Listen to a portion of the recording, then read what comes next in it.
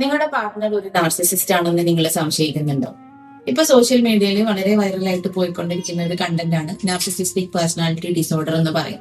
ഒരാള് സെൽഫിഷ് ആയതുകൊണ്ടോ, അല്ലെങ്കിൽ അവര് ഭയങ്കരമായിട്ട് ആർഗ്യുമെന്റ്സ് റേസ് ചെയ്യുന്നത് കൊണ്ടോ, അല്ലെങ്കിൽ അവർ ഭയങ്കര കോൺഫിഡന്റ് ആയതുകൊണ്ടോ അയാൾ ഒരു നാർസിസിസ്റ്റിക് പേഴ്സണാലിറ്റി ഡിസോർഡർ ഉള്ള ആളാവില്ല.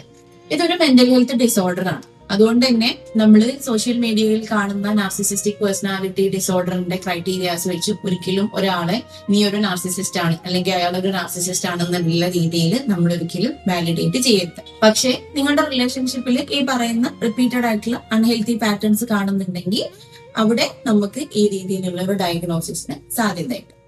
എപ്പോഴും നിങ്ങളെ താഴ്ത്തി കാണുക, നിങ്ങളുടെ ഇമോഷൻസിന് ഒരു വിലയും തരാതിരിക്കുക, എന്ത് പ്രശ്നങ്ങൾ ഉണ്ടായാലും നിങ്ങളെ കുറ്റപ്പെടുത്തുക, എല്ലാത്തിന്റെയും റീസൺ നിങ്ങളാണെന്നുള്ള രീതിയിൽ ജഡ്ജ് ചെയ്യുക.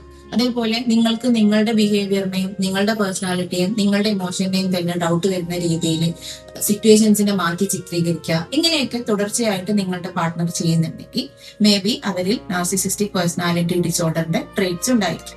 പക്ഷെ ഇവിടെ എന്റെ പാർട്ട്ണർ ഒരു നാർസിസിസ്റ്റ് ആണ് എന്ന് ലേബൽ ചെയ്യലല്ല നമ്മൾ ചെയ്യേണ്ടത്. ഈ ഒരു സിറ്റുവേഷൻ എത്രത്തോളം എന്റെ ഇമോഷണൽ ആൻഡ് മെന്റൽ വെൽബീയിങ്ങിനെ അഫക്ട് ചെയ്യുന്നു എന്നുള്ളതാണ് നമ്മൾ കൂടുതൽ ഇമ്പോർട്ടന്റ് കൊടുക്കേണ്ടത്. നിങ്ങൾക്ക് റിപ്പീറ്റഡ് ആയിട്ട് ഇമോഷണലി ഭയങ്കര സ്ട്രെസ് ഫീൽ ചെയ്യുക, പേടി തോന്നുക, ആളുടെ കൂടെ ജീവിക്കുന്നതിൽ അൺസേഫ് ആയിട്ട് ഫീൽ ചെയ്യുക, അതേപോലെ നിങ്ങളുടെ ഇമോഷൻസിനെയും നിങ്ങളുടെ ജഡ്ജ്മെന്റിനെയും ഒക്കെ ഡൗട്ട് തോന്നുന്നുണ്ടെങ്കിൽ തീർച്ചയായിട്ടും ഒരു സൈക്കോളജിസ്റ്റിന്റെ ഹെൽപ്പ് സീക്ക് ചെയ്യുക.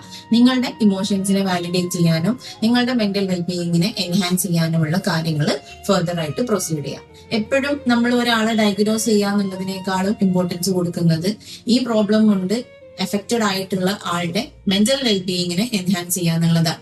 മെന്റൽ ഹെൽത്ത് റിലേറ്റഡ് ആയിട്ടുള്ള ഇത്തരം വീഡിയോസിന് വേണ്ടി എന്റെ പേജ് ഫോളോ ചെയ്യാം. ഈ വീഡിയോ ഹെൽപ്ഫുൾ ആയിരിക്കുമെന്ന് തോന്നുന്ന നിങ്ങളുടെ ഫ്രണ്ട്സിനും ഫാമിലി മെമ്പേഴ്സിനും ഈ വീഡിയോ ഷെയർ ചെയ്ത് കൊടുക്കുക.